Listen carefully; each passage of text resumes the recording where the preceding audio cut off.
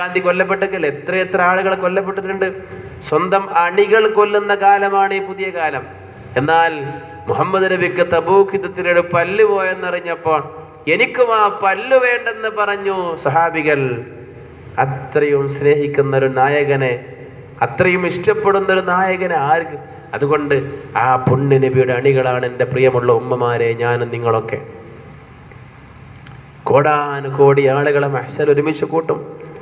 ആദം നബി അലൈഹി സ്വലാത്തു വസ്സലാം മുതൽ ഈസാ അലൈഹി സ്വലാത്തു വസ്സലാം വരെയുള്ള മുഴുവൻ സമുദായത്തിൽപ്പെട്ട ആൾക്കാർ ഒരുമിച്ച് കൂട്ടും. അവരൊക്കെ ഒരുമിച്ച് കൂട്ടുമ്പോൾ ആദ്യമായി ഹിസാബ് കഴിയുന്നത് നമ്മുടേതാണ്, മുഹമ്മദ് നബിയുടെ ഉമ്മത്തിൻ്റെതാണ്. ആദ്യമായി സ്വർഗത്തിൽ പ്രവേശിക്കുന്നത് മുഹമ്മദ് നബിയുടെ ഉമ്മത്താണ് സ്വല്ലല്ലാഹു അലൈഹി വസല്ലം. എൻ്റെ ഉമ്മത്തിൽപ്പെട്ടൊരു മനുഷ്യൻ നരകത്തിലുണ്ടെന്ന് പറയുമ്പോഴേക്കും മുഹമ്മദ് നബി ഓടിച്ചാടി വന്ന് നമ്മളെ രക്ഷപ്പെടുത്താൻ കാത്തിരിക്കുകയാണ് മുഹമ്മദ് നബി സ്വല്ലല്ലാഹു അലൈഹി വസല്ലം.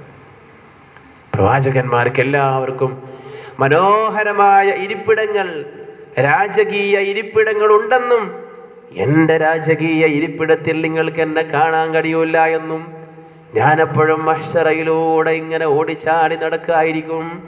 എൻ്റെ ഉമ്മത്തപ്പെട്ട ആരെങ്കിലുമൊക്കെ പ്രയാസപ്പെട്ട് എവിടെങ്കിലും കുത്തിരിക്കുന്നുണ്ടോ എന്നറിയാൻ ഞാൻ ഈ മഹ്ശറയിലൂടെ ഇങ്ങനെ ഓടിച്ചാടി നടക്കായിരിക്കും പറഞ്ഞു. നമ്മുടെ ഉമ്മത്തിൽപ്പെട്ട എല്ലാവരും സ്വർഗത്തിൽ കടന്നിട്ടേ മുഹമ്മദ് നബിക്ക് വിശ്രമമുള്ളൂ. നമ്മളൊരു ഭാഗ്യം നോക്ക് നിങ്ങൾ, എന്തോ ഒരു ഭാഗ്യമാണ് നമ്മുടെ ഭാഗ്യം. അതുകൊണ്ട്